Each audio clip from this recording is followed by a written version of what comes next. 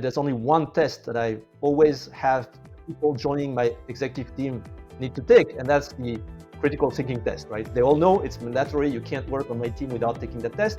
And to be honest, if the score is too low, I know that the people won't be happy working with me, so it's probably better that we don't pursue. Hey everyone, and welcome to another episode of the CEO Podcast. I'm your host, Mario. Together with my co-host and partner, Robert Hargrove, we are from Masterful Coaching. CEO Podcast is a place where we talk with today's organizational CEOs on what it takes to be a leader in 2025. Today's guest is my honor and privilege to Mr. Pierre Le Manh, CEO of the Project Management Institute. Pierre, welcome to the podcast. Thank you for having me. No problem. Good to be here. So Pierre, before we dive into it, and the topic that we love exploring the most is the relationship with the CEO in his executive team. That's what makes or breaks a CEO. So before we dive into it, can you tell us a little bit who you are, maybe your early beginnings, background, education, and how did you end up here? Yeah, so, I am a very multicultural individual. I was born in France with a Vietnamese father and a French mother. So I always say I'm Asian by blood, European by culture, and American by choice. I moved to the US already as an adult, and I've settled here in New York, which is my hometown now. I was born in a family of entrepreneurs. So my parents had a company, my grandparents had a company, my uncles and aunts, everybody had their own companies, small companies. I graduated very young. I skipped some classes, so I had no real idea what to do. I studied business. Then I had at the time, because I was a French citizen, we had to do a period in the military still. So I actually managed to be sent to Canada. So I lived in Montreal for a while for that. Oh, Helping the French government with, let's say, economic intelligence. And then I moved back to Paris and I studied at Accenture, which at the time was called Anderson Consulting, because I had no real, frankly, idea of what I wanted to do in life. Now, what those years, very formative years, brought to me is a sort of urge to shape things my own way a little bit, not exactly building my own world, but at least have a lot of influence and impact on culture, strategy, purpose, so basically doing things the way I see them and shaping them the way I wanted to see them. So that led me to move to smaller companies. And because, I was young, and then very quickly become a CEO, a professional CEO in a way, and focusing mostly on transforming the organizations that I'm given or asked to lead. So that's how I started. I had my first CEO job when I was 31 in the digital publishing industry. And from there are stages when you're a CEO. Initially, you run one business, and then you end up running businesses that are more complex, more global. yeah. And so all of that led me at one point to become the CEO of PMI. Nice. So again, with the work that Robert and I do with Masterful Coaching, we do coach CEOs, but I would say the main focus is the executive team. So we can agree that's something that break or make a CEO's tenure, right? What would you say are skill qualities that you are looking for in an executive or an enterprise leader that might surprise some other CEOs? I honestly don't know if it would surprise them because they might have the exact same experience. But first of all, what is the most important word in a leadership or executive team is team. So you're trying, just like in sports, not just to select the best individuals, but on top of that, make sure that when they work together, they become the best possible team. Kind of people you recruit, but part of it is also how you every single day help your team be better at what it's doing. From an individual standpoint, I would say I'm looking for people who have a spark. I'm always wondering when I recruit someone, what is the thing that this person is bring that we don't already have, right? Whatever it is, from a personality standpoint, skill set standpoint, ambition in the sense of vision, or something that really makes them shine and stand out. Because with this diversity of talents in a way, or exceptional sparks, you start getting all the ingredients that are needed to build a really high performing team. So that's a very important aspect for me. And then I do have a framework that it's a personal one that I call the three S's that my team knows very well: solidarity, substance, and standards, that describe, if I may say, my leader intent, right? So basically, Mm. what is my leader's intent? How do I want this team to work together? And each of those components, solidarity, substance, and standards, that form the three S's, is formed by an opposition between two concepts that may be sometimes not that easy to combine, right? So, for instance, solidarity means personal accountability and collective ownership. So I have a high expectation that everybody's going to be personally accountable for their own area, but also collectively own our success and never ever put the interest of their own area before the interest of the collective. Mm. And as a matter of fact, for instance, our incentive systems are absolutely identical. So everyone who's on my executive team and myself, we have the exact same breakdown of our incentives, exact same. There's no difference. So we're all collectively in charge of this organization. We win together, we lose together. But of course, I'm also expecting personal accountability to the team. Substance is about making sure that the facts you based your decisions with, or you talk to, or you communicate with, or from, are all accurate. So I have a high expectation that people on my team respect or have a lot of respect for facts. And then it's a combination of accurate facts and critical thinking. So how do you infer decisions or conclusions or insights from those facts? Also requires a certain type of mindset and rigor that is very important to me. By the way, there's only one test that I always have people joining my executive team need to take, and that's the critical thinking test, right? So they all know it's mandatory. You can't work on my team without taking that test. And to be honest, if the score is too low, I know that the people won't be happy working with me. So it's probably better that we don't pursue.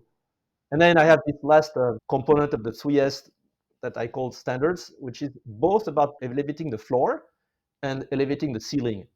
You know, you can form very talented executive teams that are really focused on elevating the ceiling, right? So they're focusing on how can we become brilliant. But the problem is not just having brilliant ideas and elevating the ceiling, it's also how do you elevate the floor in the organization? What is the minimum accepted performance? How do you make sure that it's not just about offense, but also defense? You know, that kind of thinking.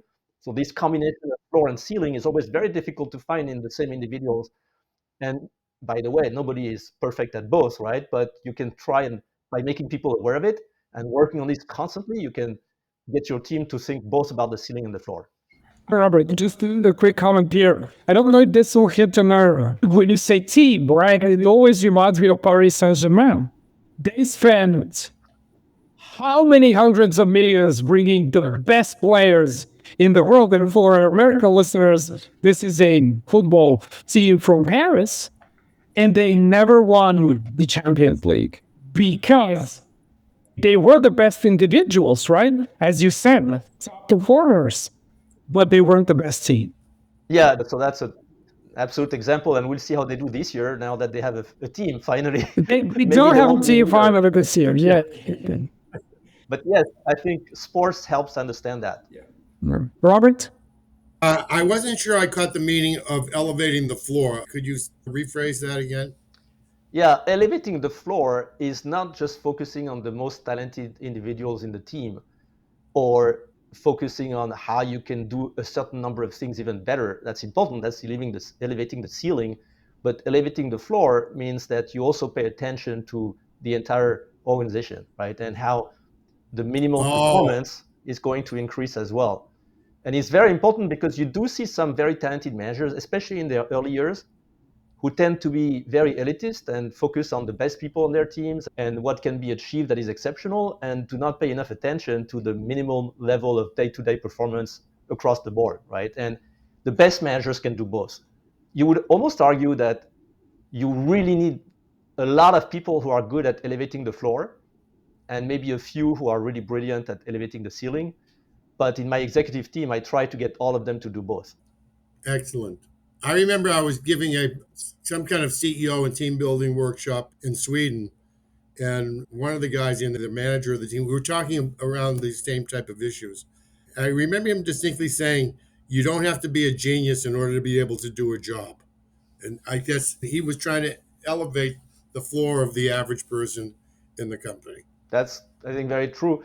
You do need, especially in these times of big disruptions, environments that are getting very blurred, and frankly, a lot of uncertainty, you do need to have those sparks, those moments of elevating the ceiling as well. I think elevating the floor only is not going to be sufficient anymore.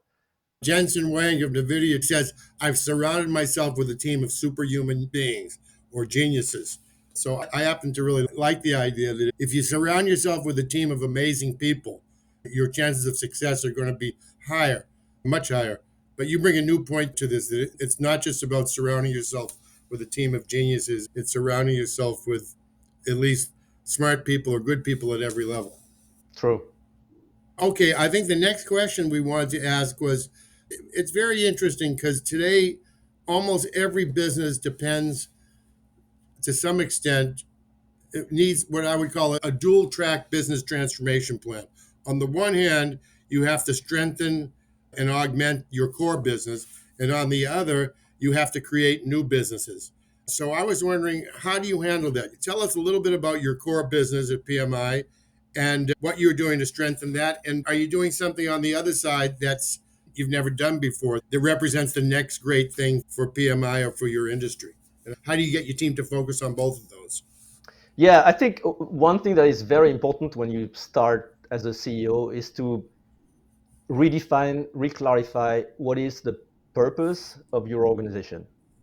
You got to create this guiding star that helps you no matter what, helps you define whether something is on strategy or off strategy or on purpose, off purpose, but also help the entire organization define themselves to an extent how to get there. Because if they don't know where you want to go, it's very difficult for an organization to find their own way. Then you would have to almost write a blueprint for everyone, which is not exactly the way organizations will be successful, neither today nor in the future, in my opinion, in a very disrupted world. So going back to what is your purpose, starting with this is so important, and then your values as well, of course, but the purpose is so important. In the case of PMI, we're known for providing professional certifications in the world of project management, but in reality, our purpose, as we redefined it or reframed it, is to increase project success. We actually said maximize project success to elevate our world, so that we also have the idea of not just doing things right, but also doing the right things for our communities, for the world, for our companies, for our environment.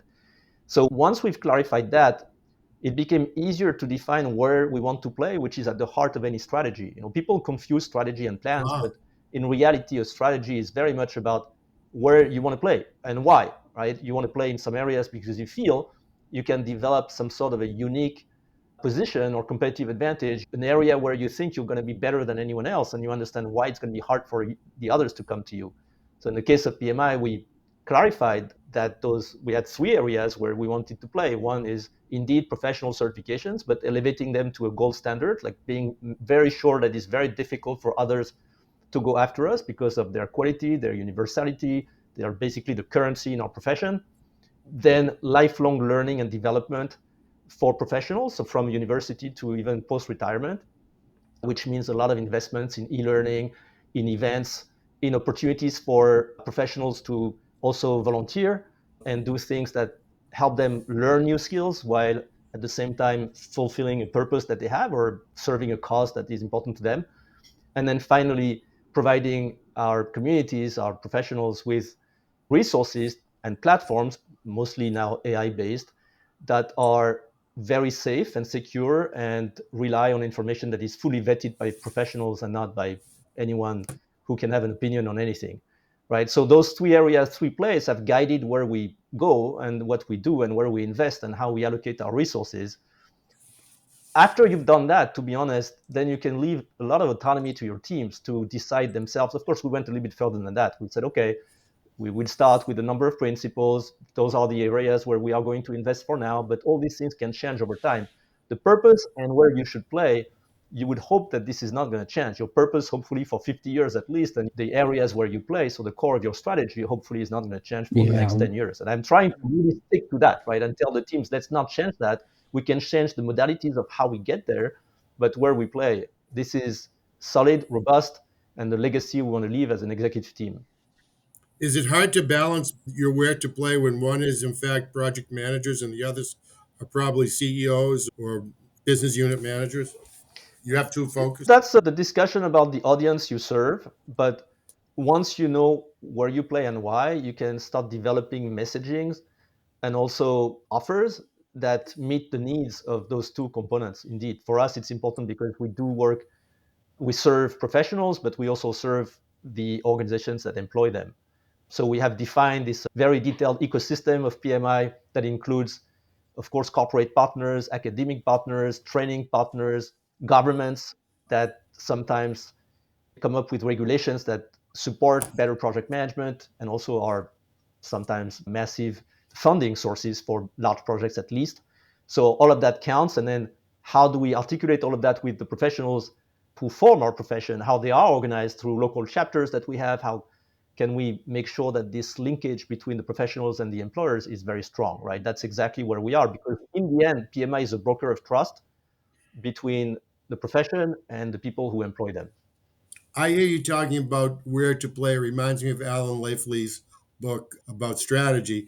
What is your winning aspiration for a PMI in this context? You've got your where to play and maybe how to win, but what do you see as your ultimate aspiration? Why do you exist? Yeah, What's the that's our purpose. difference It's you want to exactly have? that. It is about maximizing project success. We want, the project economy is about 1/3 of the global economy, and it's growing faster than the global economy because the world needs so much transformation. I Ah, could list all the areas, but obviously climate emergency or urgency, AI, now deglobalization to the extent that we don't know yet exactly, but there's a lot of work that is going to happen that requires transformation. And no transformation can succeed without projects. Projects are what transformation is about, right? In the end, project success is what we are trying to increase. And again, doing it with a lot of ethics and the goal to do the right things as well and make sure that the projects that we are supporting will improve our world. there you go. So your purpose is to drive transformation to improve the world. Yeah. Successfully. Yeah. Pierre, one of the things, especially when we work with executives, right, is, and you can comment in context of PMI, but feel free to talk just from the CEO perspective. When we work with executives, there is so much pressure. We always joke you can cut the pressure from the air and just serve it with drinks about delivering short-term results, Q1, Q2, Q3. So when you are on top of the organization, you are the leader. How do you talk with executives or coach your executives, especially your closest ones? So trying to find a balance between sticking to the long-term vision, but also delivering those short-term results that everyone today seems to be craving I for. think that's the perennial problem of any CEO. But Yeah. what I would say about that is, first of all, so the different governance structures and the shareholding structure has an impact a little bit on the balance between long term and short term. So I've been CEOs of listed companies, PE backed companies, nonprofit now. You got a slightly different horizon, obviously. But I would say that in any case, investors and shareholders will also buy the long term, at least the long term narrative, right? It's all in the end a projection of your future profits. So if you're only focused on the short term and you don't have any clarity about the long term success of your organization and how you lead there, then your valuation is going to suffer, right? So in any case, a good balance between the short term and long term is necessary, even for listed companies, even if they're bound by quarterly results and publications. The reality is that a CEO who does not communicate a long-term vision is not going to be successful. It's not going to work. So I would say the natural tendency of any executive team is to focus on the short term. So it's rare that you have to put people's focus back on the short term because they're naturally focused on that, right? They have their monthly results and weekly results and projects and things. And frankly, you can keep yourself very busy managing operations. So I would say that the role of the CEO is usually, that's my experience, has been to, in fact, force people to look further, right? And try to look at the root causes. So let's say we have a bad month. Okay, we're having a bad month. You can always put more pressure on your sales team and do short-term stuff. And I'm sure you're doing that. But let's try to understand where our business is going. Are we doing the right things for the future down the road? And if we do, even regardless of the short-term performance that may not be very satisfactory, people will also feel better, be less miserable. And I always say miserable people produce miserable results. So the fact that they have the confidence that we are doing the right things over the long term is going to also make them feel psychologically better, communicate that across the organization, and ultimately will also improve your short-term performance. From what I'm seeing, and Robert can probably comment his experience, but especially the companies that are either publicly owned or they take an outside investment or stuff like that, they tend to be under enormous pressure. Perform now, perform now, perform now. And I've discovered that I've worked with over 300 founders and CEOs in my career so far. They have a really difficult time putting that urgency on the team, but also putting the long-term vision in front of them, right? So it's kind of, there's this pressure that's like a big rock that's on them, and they just take the rock and then dump it. That's really the hardest thing. From my experience as someone who's external, noticing when I'm working with executives. But you know that it's true what you're saying, but if you're an experienced CEO, it's a journey. I was very panicked when I had a bad month, right? As you get older and more experienced, you're also more self-confident, and you know that if you create the right mentality, the trust in the future from your employees, from your stakeholders, you will get away with a bad month, even 2 months or 3 months, but you won't get away with the lack of a long-term vision. If you only focus on your short term, the first month where you have a bad result, you'll start panicking, and that's not going to work well. So I understand the pressure. Trust me, I've lived this for 30 years now, almost. So I really understand that. But you have to, as a CEO, you must extract yourself from that short-term pressure as much as you can and make sure that the decisions, that the vision you communicate is going to be sufficiently long-term for people to follow you and believe in you and believe in your leadership. It's very important. Yeah. I always say, just trust the process. You have a process for a reason. Trust the process. It works. If you put in the work, results will inevitably be where they need. I am an incredibly intense person, trust me. So when we have a problem, I'll be on top of it. Like I'm seeing a little dip in one of our KPIs, the team is going to have me on their back. So it's not that I'm not focused on the short term, but I cannot only do that. And I should not only do that, right? So I need to make sure that there is a lot of sense of urgency, but I also want to communicate constantly what is the big picture and where we're going. And by the way, when I recruit, because we're talking about the executive team, when I recruit people to work with me, I do expect people who have both the hands-on and entrepreneurial mindset, so people who know the detail of their business, and people who have the big picture in mind constantly. Like you have to have both. I don't think it's possible in these days to be at an executive level and not be able to do both. Again, I think it's important in the world where we are today to understand that if you're an executive, you need to know the details of your business like inside out, and at the same time, constantly communicate the message about where you want to go, what do you want to do, and why. And always have this framework in mind that helps people understand if what they're doing makes sense or not for the better or greater good of the company. One thing I'm thinking is we're talking at a very high level of abstraction. I'd be very interested in what's one or two projects that your organization has done recently and successfully that you're proud of.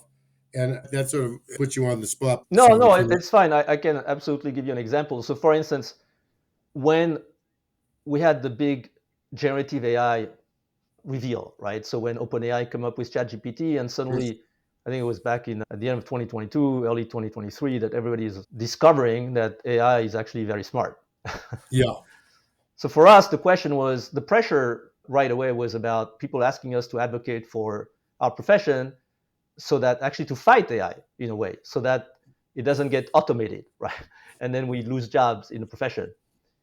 Instead, what we thought is, okay, this is a fantastic opportunity for our profession, because on one side, you want to be a trailblazing profession and leverage AI. You can't stop AI. That doesn't make any sense. So forget about this fantasy. but how can you leverage AI to be better at doing your job, at increasing project success, for instance? And second, AI will be implemented everywhere, which means a lot of transformation and a lot of projects. AI-based platform to help people do their job with, of course, based on OpenAI architecture, now more tools, also more LLMs being involved, but with information inside the platform that is fully vetted, so way more secure to use, less hallucinations and all of that, and also specific functionalities that work for project professionals. And then certifications, we had no certification in AI. We actually bought a company, and it took us a few months to do that. It was pretty quick. And now we have the most respected certification for project managers who want to prove or show that they can manage AI transformation projects. So we did all of this very quickly, and now we have a very clear leading position in our profession in AI, as if we've always done that. But in fact, I would say 2 years ago, we were starting with almost nothing. So it can be done, and that's exactly what I mean by making sure you invest in the future without losing sight of what you're trying to accomplish short term, which is still like growing our membership, growing the number of people using our courses, growing our reach, growing the number of people we provide certifications to. Could you give another example of this week? We heard about the death of Pope Francis, a guy who believed not just in AI, but helping migrants and immigrants and poor people. Could you give an example so people don't get the impression you're technocrats of what a project your organization that I give did you that two you examples, right? So first of all, when it comes to social impact, there's a huge appetite, social impact? in our profession to contribute to social impact. And I meet people who tell me, look, my job is to implement SAP in my company. I'd like to do something a little more meaningful on the side and also do project management, right? So what we said is, okay, how can we help? And there are so many NGOs who are very, very good at raising money, but not necessarily very good at execution. So how do they actually do work on the ground? How do they manage their portfolio of initiatives? How do they avoid being spread too thin? All the things that NGOs, if you talk to them, would describe is their day-to-day life. So first of all, we made a small acquisition. We acquired an organization called Project Managers Without Borders. And we started, Great. Yeah, and we started to make agreements with NGOs. So right now we're making our agreements mostly at global level, but progressively we're embarking our chapters to create similar partnerships with local NGOs where project professionals will be given the opportunity to provide support to these NGOs pro bono as volunteers.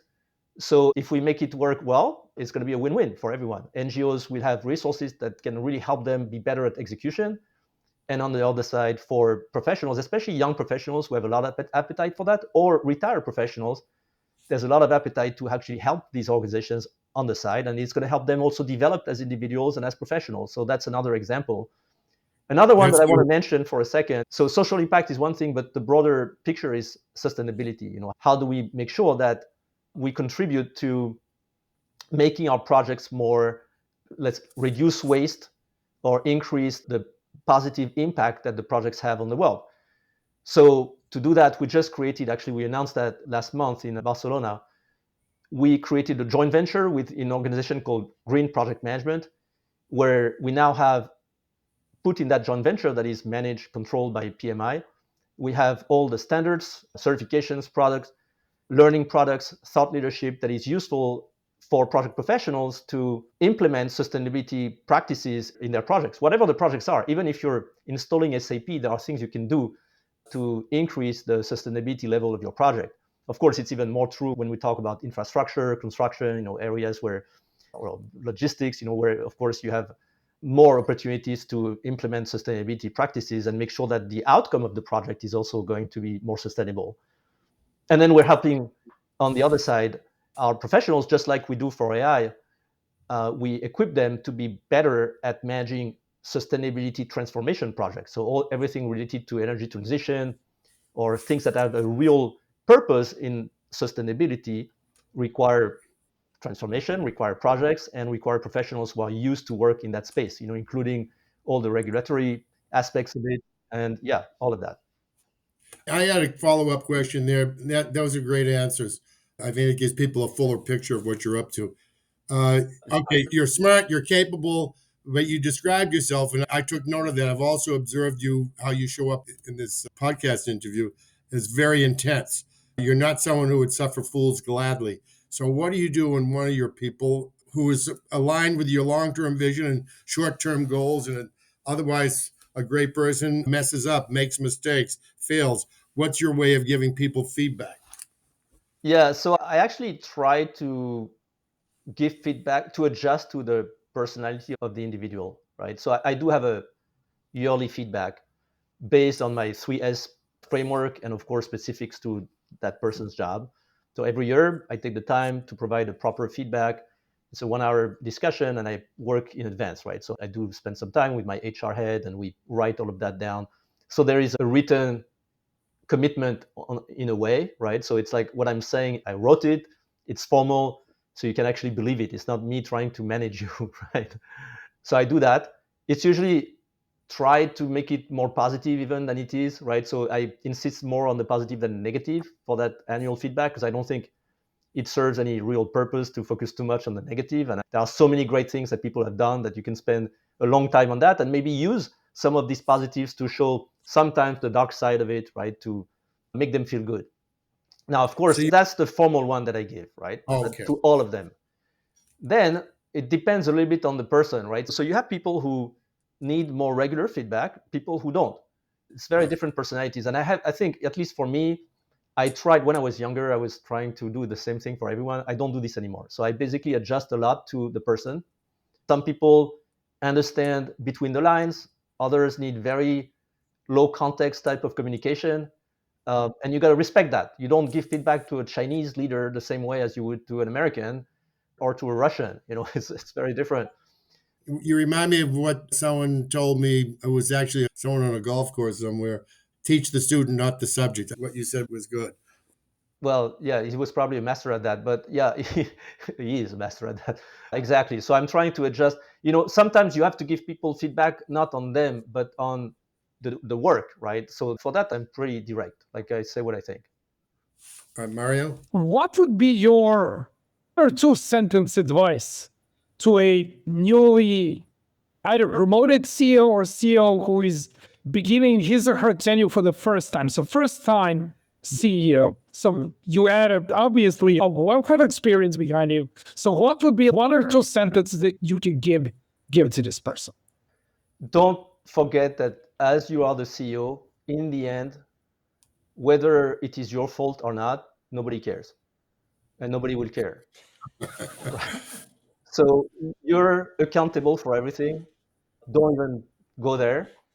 Accept the uncertainty, accept the things that you can't control, and do your best thinking of the long term. Do the right things, and over time, you'll be fine. Awesome. Pierre, thank you so much for being a guest at CEO Podcast. To everyone watching, this was the CEO Podcast by Masterful Coaching. Your host, Mario, Robert Hargrove. Today's guest, Pierre Le Manh from PMI. Thank you so much for joining us. And until the next time, goodbye, everyone. Thank you.